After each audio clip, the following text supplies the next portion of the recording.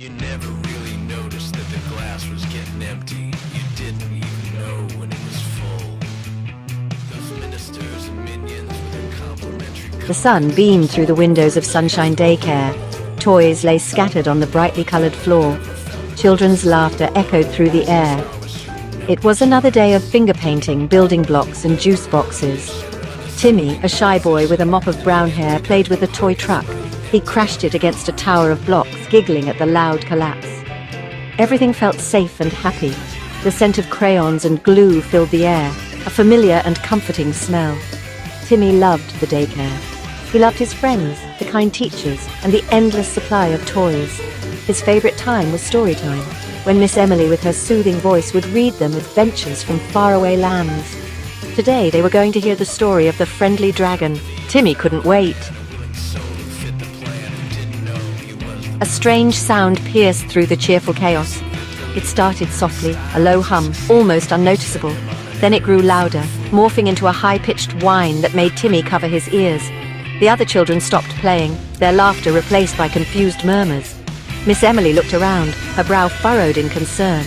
The lights flickered, toys began to shake.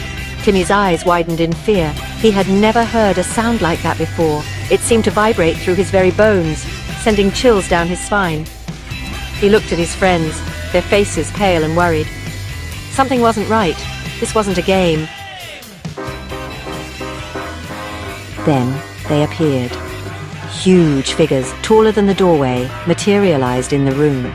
Their skin was a kaleidoscope of bright colors, their eyes wide and gleaming. They had enormous mouths stretched into grotesque, unwavering smiles. Timmy felt a scream rise in his throat, but the monsters weren't laughing.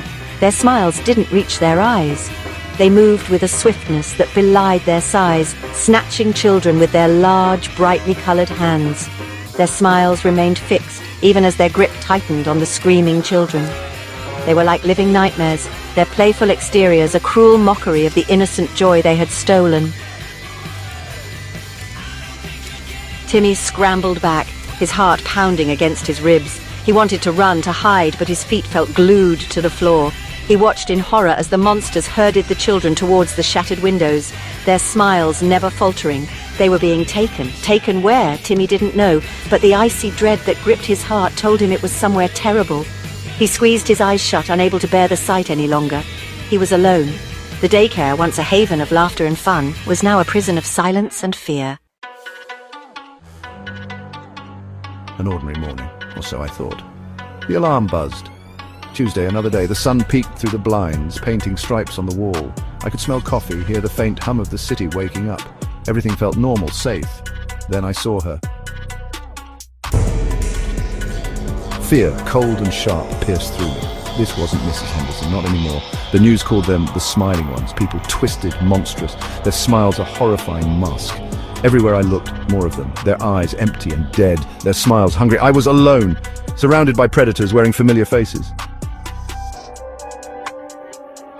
My apartment became my cage. I boarded the windows, reinforced the door. Days blurred into nights. The news was a loop of horror. No answers, no escape. The hunger gnawed at me. The silence pressed down, but giving up, that wasn't an option. I trained, learned to fight, prepared for the day they'd break through. Weeks later, a flicker on my radio, a distress call, survivors, hope, a fragile butterfly in my chest. I had to reach them. As I slipped through the shadows, a figure emerged. My brother, alive, but his smile. Don't worry, he whispered, his smile softening. It's not everyone. The alarm blared, 7 a.m. Another Tuesday, I thought, like every other Tuesday before it. I could almost smell the pancakes downstairs, feel the warmth of the sun through my window. Normal, peaceful. Little did I know normal was about to vanish. I threw on my clothes, grabbed my backpack and bounded down the stairs. Dad was flipping pancakes, humming along to the radio. Mum was reading the paper, her coffee steaming beside her. Everything was right in my world. Then it happened. The radio cut out, a high-pitched screech pierced the air. Dad dropped his spatula, Mum's coffee cup clattered to the floor. We all froze, staring at each other, a shared sense of dread creeping in. What was that noise? I rushed to the window, my heart pounding in my chest, and that's when I saw them.